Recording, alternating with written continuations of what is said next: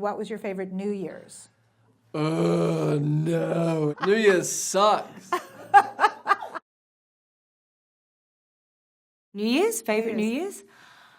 Oh, I've had some good ones. I have so many different New Year's Eves where some of them, I mean, the greatest one was 1999, where we were on Sydney Harbour on a boat. We were making Moulin Rouge. Oh, wow. So we had Baz had sort of designed the whole party, and we had literally, it felt like we'd invited all of Sydney. And it went off. I mean, it's one of the most legendary parties, if I say so myself. I remember dancing in some little tiny Dolce dress. I was very much into the role of Moulin Rouge at the time, with a snake. That's all I'm going to say. Favorite New Year's? That you spent doing something exotic or not? You know what? I would have been 15, and I was linking back up with a friend from elementary school that I hadn't seen in a long time, and my sister was at a very cool New Year's Eve party in New York at, like, some sort of club or something, somewhere that at 15 I shouldn't have been able to be inside of, and some folks got me and this buddy that I'd re-linked with from elementary school in, so that very much felt like a night, a New Year's Eve, where we were not supposed to be where we were, and that's probably the best New Year's Eve memory I have. A few years back, I made, like, all of us do a big murder mystery night, and we all went out to my friend's house in Sussex, and we all dressed up, and there was like 20-something of us did this giant murder mystery night, and that was really, really fun. And you like had one of you was like Clue? Was one of you dead? Yeah, I was. Yeah, I was the inspector. So all the girls were dolled up, but I had like a moustache and stuff like that. But I made everyone do accents, and everyone really jumped into creating a character. These are not film. My friends aren't in the. Well, a lot of them are crew members, but none of them are actors. And a lot of them really delved into their character and did. Some of our friends did the most flawless accents ever. I was like, it took me years to do an American accent, and you're English and doing a perfect Southern American accent. Like it was very fun. I do a ritual every New Year's now where I go with my closest friends in England, and we write down all the things that we want to. That we write down all the things that have happened in the last year, or all the things that we want to let go of, all the things that we need to clear out.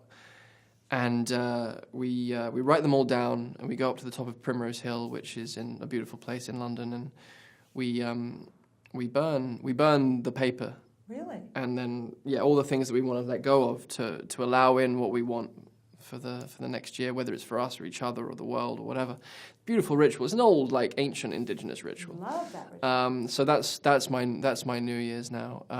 That's great. Yeah, there was one amazing New Year where I was in Hawaii with my mother and a very close person in my life, and we were just kind of stood on the and all of my other family had gone to sleep, and we were stood on the coastline where the ocean meets the sand, and it was just us, three of us, and it was the most intimate New Year's moment, and it was very, very beautiful with two people that I love very much, and under magic of Hawaii as well. Like anyway, yeah. So I've had very like nice, beautiful, calm New Year's, but any wild New Year's, not worth telling. 2 parties ago, I hired a witch to give readings at my party, and that was very popular. I bet. I set her up in my garage, and then there was a line out the back through my backyard of people trying to get in there to get a reading. And she was doing it for hours, all night until 4 a.m. The biggest thing she told me was that there were a lot of spirits in my house, and they were attaching onto me, and that I needed to wash myself with Grandpop's soap every night. Last year I was at Disneyland. Yeah, Disneyland. But we went home before it was midnight. I got too tired. So then we ate Chinese food and watched it on my couch. Oh. Yeah. It was So you didn't make it to midnight? I did make it to midnight, yep. We watched the TV, and it was like 10, 9, and I was like, all right, this is great. And I was like, Happy New Year, guys. This is, all right, it's going to be a crazy year. That was the thing that like hit me the most. I was like, wow, I have a lot to do. New Year's. I have had some wild New Year's. I don't know if I can talk about them on TV. I wonder. So you're a person who likes New Year's. What? Do you like New Year's? I don't mind it. I don't like to be in the city and like drunk on New Year's, but I know I'm not alone in that. Next time you interview Peter, you could see if it's okay with him, he can tell you the story of us in Italy before we had kids on New Year's in this wild hotel. That sounds good. We had kind of a wild I'll definitely ask him. Ask him, and if he's That up sounds for it, really it's fine. good. New Year's Eves now are much calmer, Were and you I a- want to spend them with my kids and my husband. Mostly I try and stay alive because it's just a tendency to drink a lot and lose yourself. But like, I try have not to do it in particularly- London now. We try and go away. You try and go away We from try and go away. There's a big group of us actually.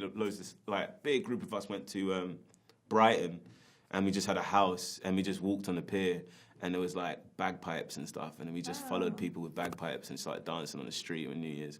And then I spent one New Year's in Denmark. That's fun. In Denmark. Yeah, I got family out there. But I try not to.